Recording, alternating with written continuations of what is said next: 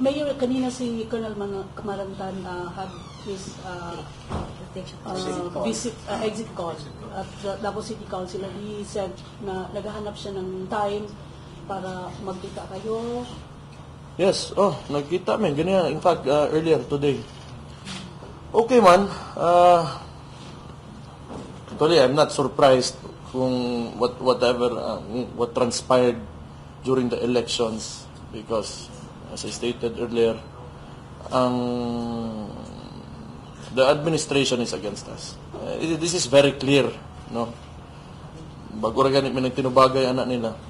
But I think ang mga when Marantano was here, if he's still here, he did okay. He did everything that he could to be fair.